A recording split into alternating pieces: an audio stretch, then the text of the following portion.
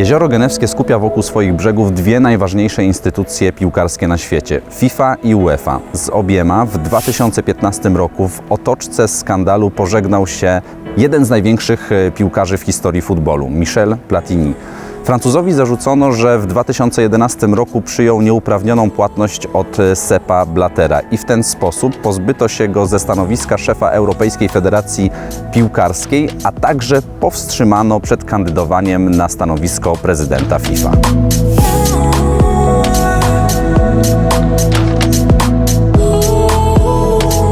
Platini cały czas mieszka w Szwajcarii, w niewielkiej miejscowości Genolier, oddalonej dosłownie o kilka kilometrów od miejsca, w którym się aktualnie znajdujemy, czyli siedziby UEFA, do której dziś nie ma wstępu, a którą codziennie mija samochodem po drodze do Genewy. O zawieszeniu, o życiu na piłkarskiej banicji, o kontrowersyjnym wyborze Kataru na gospodarza Mistrzostw Świata w 2022 roku porozmawiałem z Platinim tutaj w Szwajcarii i ten wywiad w całości możecie przeczytać na sport.pl. Czy Platini kiedykolwiek wróci jeszcze do światowej piłki?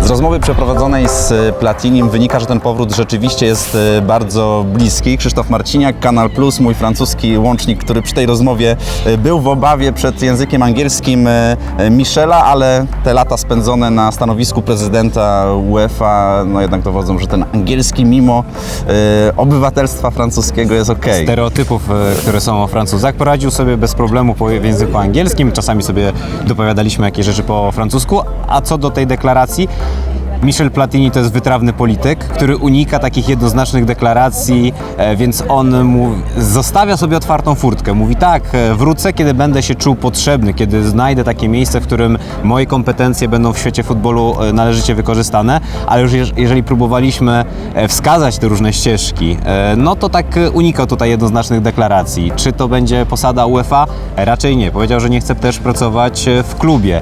FIFA Pro, taka informacja, która pojawiła się kilka dni temu w francuskim L'Équipe. Niespecjalnie widać było, że to jest coś, co grzeje Michela Platiniego. Natomiast on w innych też wywiadach tak podkreśla, że ja prędzej czy później wrócę. Natomiast trudno w tym momencie określić, jaka to miałaby być funkcja. Wybory w Federacji Francuskiej są w tym roku. Nie wiem, czy to jest miejsce, w którym Michel Platini by się odnalazł, bo nie chciałby schodzić półkę niżej. Skoro był szefem UEFA, dlaczego miałby być szefem tylko Federacji Krajowej? Tak, zachęcamy oczywiście do przeczytania przede wszystkim wywiadu na sport.pl, bo tam jest mnóstwo poruszanych tych politycznych, bym powiedział, kwestii, sporo też takiego wylanego jadu, żalu ze strony Platiniego, właściwie strzelania w stronę Blattera, w stronę Gianniego Infantino, czyli obecnego prezydenta FIFA, który, jak powiedział, zamroził go, czy zawiesił go nie na 4 lata, które to zawieszenie już się skończyło, ale de facto na 8 lat, tak żeby nie mógł mu zagrozić ewentualnie przy kandydowaniu na stanowisko szefa Światowej Federacji, no ale jednak widać, że mocno to przeżył, przetrawił i chyba chce zrobić już właśnie ten krok do przodu. Takie wsparcie, o które też pytaliśmy Michela Platiniego, czy on je otrzymał od swoich przyjaciół, znajomych, w końcu ma ich bardzo wielu w tym świecie piłkarskim, no raczej mówi, że jest rozżalony, że tego wsparcia brakowało, że ono było takie bardzo ciche, dyskretne.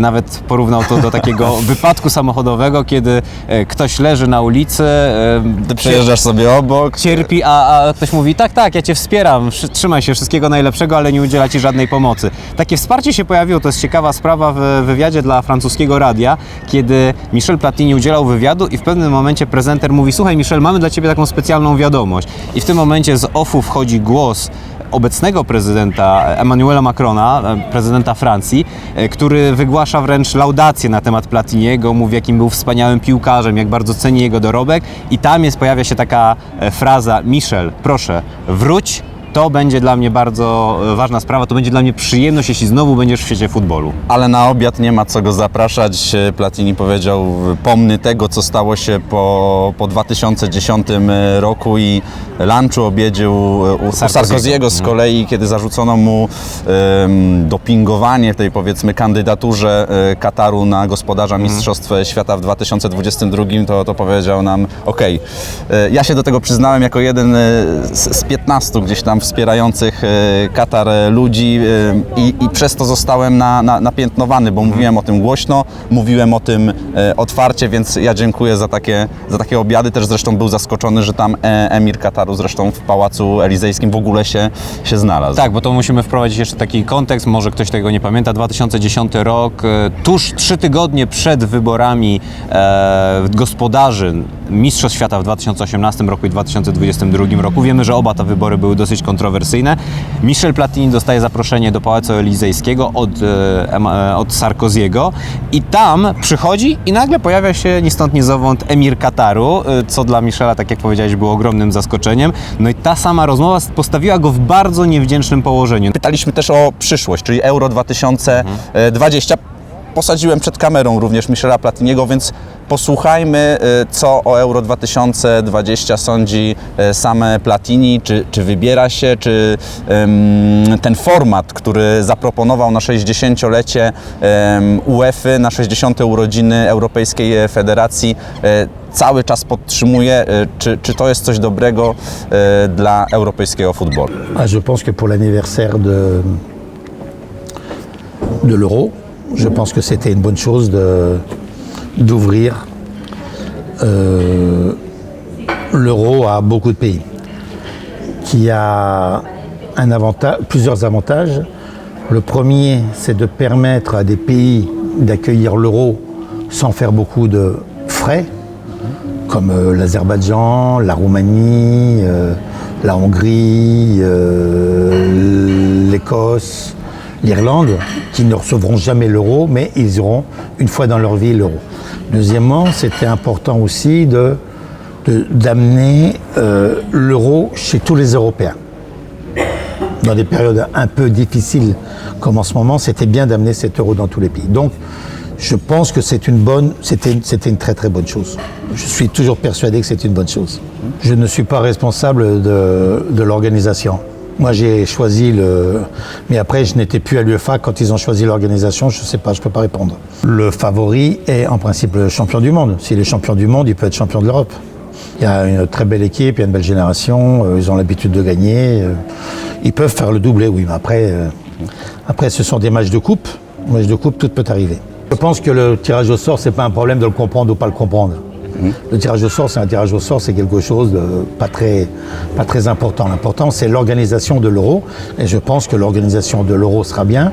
Deuxièmement, de pouvoir permettre à des petits pays qui ont gagné leurs droits à travers une autre compétition de venir, je trouve que c'est une bonne chose.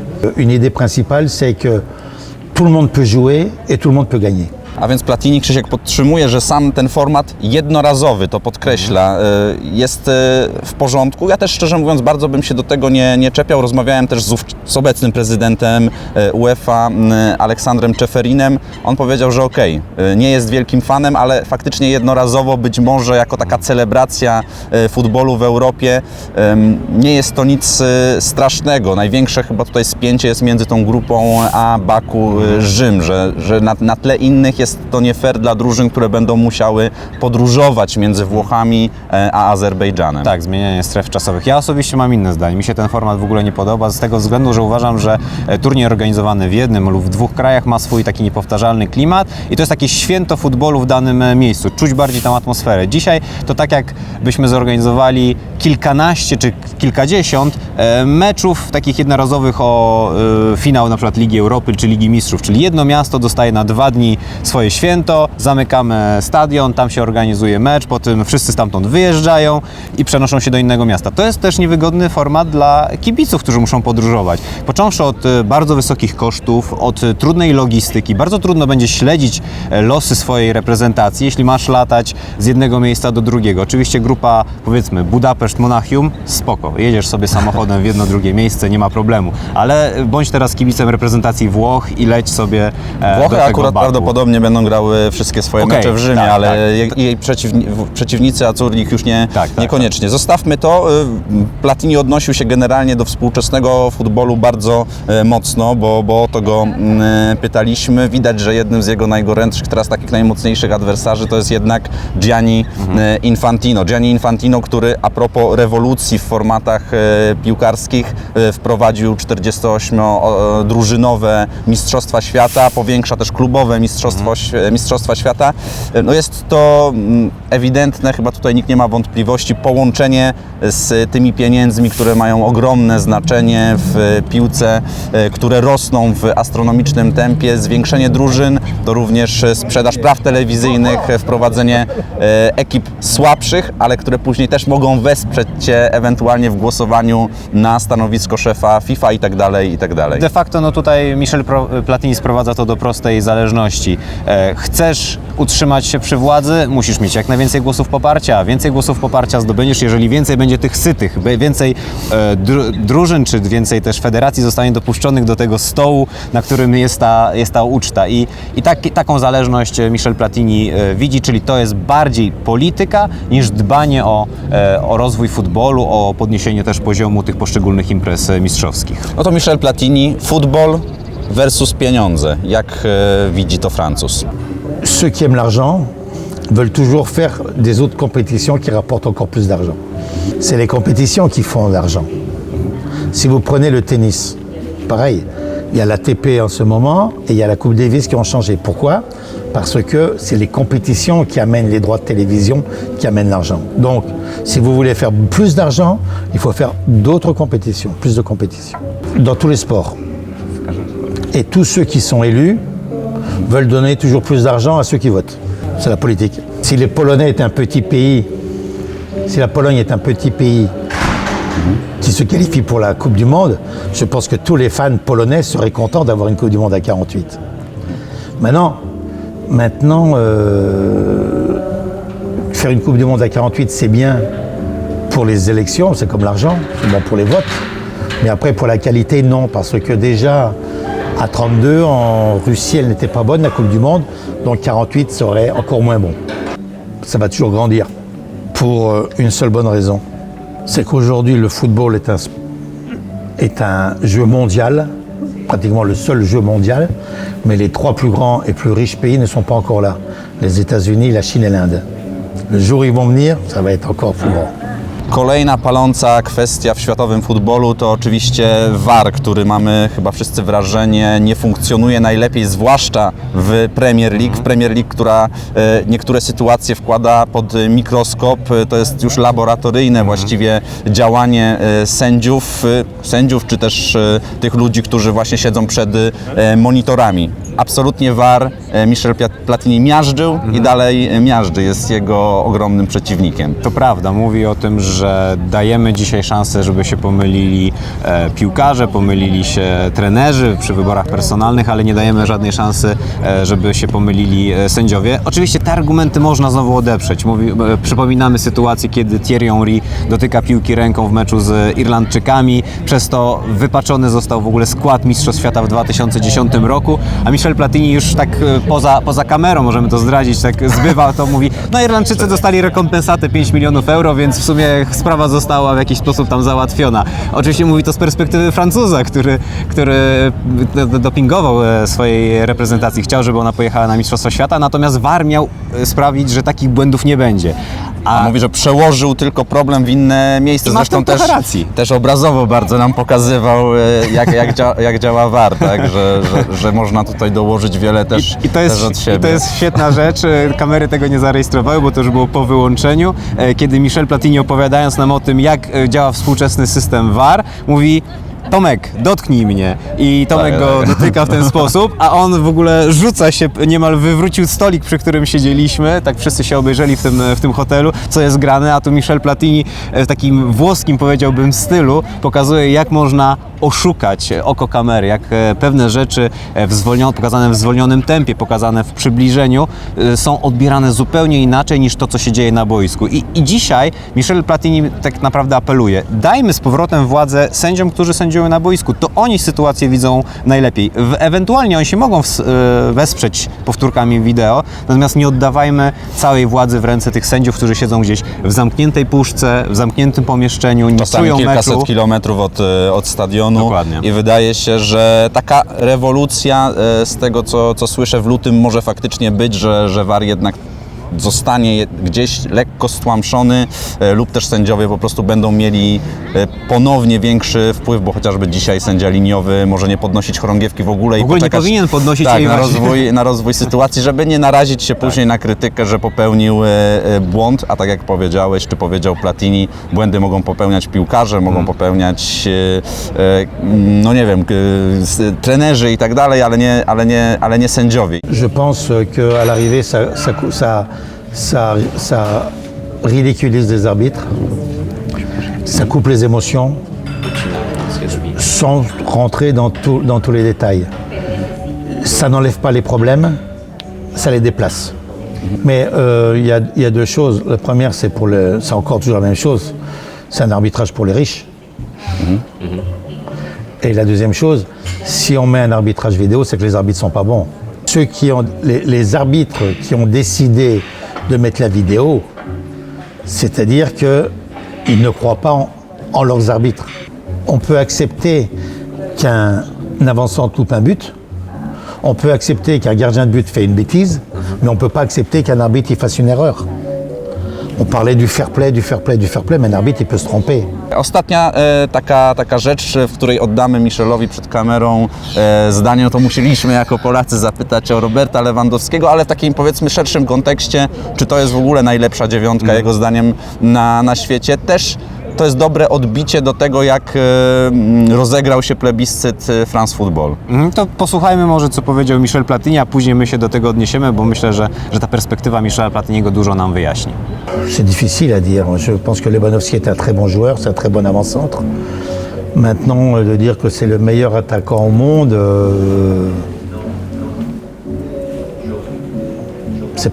il est parmi les meilleurs. Il joue dans un grand club, il a des bons joueurs au retour. Maintenant, c'est un très bon joueur. Dire le meilleur, c'est compliqué. Il y a Mbappé qui est numéro 9. Neymar peut être un joueur à numéro 9. Hazard peut être un numéro 9. Ronaldo peut être un numéro 9. Messi peut être un numéro 9. Et là, aujourd'hui, voilà, on parle d'attaquant, on parle pas de numéro. Szeroko traktuje pozycję numer 9, bo zaczął się zastanawiać Robert, najlepsza dziewiątka. My oczywiście twierdzimy, że klasyczna, typowa, taki targetman, tak, ale Platini z tym się nie do końca zgadza, wrzucając też do jednego worka i Mbappé, i Neymara, i Hazarda nawet, którzy wiadomo, że dziewiątkami nie są, ale okej, traktujemy to chyba jako zawodników, którzy, nie wiem, jak Messi, Ronaldo strzelają gole. Chyba, nie wiem, czy do końca nas zrozumiał, że chodzi nam właśnie o tego środkowego napastnika, ale stwierdził, że... Nie chce się bawić w cyferki, tak. Nie chce mówić, kto jest numerem 9, a kto jest numerem 10, albo przecież Messi też najczęściej atakuje ze skrzydła, Karim Benzema to też nie jest taka typowa, powiedzmy, dziewiątka, więc z kim tak naprawdę miałby porównywać Lewandowskiego? No wrzuca to tych wszystkich zawodników do jednego worka i mówi jasno, no słuchajcie, no trudno dzisiaj powiedzieć, że Lewandowski jest najlepszy. On gra w dużym klubie, ale czy jest najlepszy? No jak słyszymy, Michel Platini nie podziela tego naszego entuzjazmu i to też rzuca światło na te wybory France Football, że z naszej polskiej perspektywy mówimy tak, Lewandowski królem Polski, Lewandowski jest najlepszy, nie ma dzisiaj lepszego napastnika na świecie, ale świat futbolu może to widzieć inaczej. Docenia też innych. No i co, to tyle właściwie, jeśli chodzi o taki ekstrakt z tego, o czym Platini mówił na temat światowej piłki, na temat swojego zawieszenia FIFA, UEFA, którą nazywa bardzo mocno mafią, czy też podobną, jeśli chodzi o działanie do struktur mafijnych. Zapraszam przede wszystkim do wywiadu na sport.pl obszernego, w którym tam jest już bardzo mocno zgłębiona sytuacja, w której Platini od 2015 się znalazł i w której i takie odbicie, bym powiedział, też do jego najbliższej przyszłości. Krzysztof Marciniak, Kanal Plus, dziękuję Ci bardzo. Tyle z Genewy. Tomasz Włodarczyk. Do zobaczenia.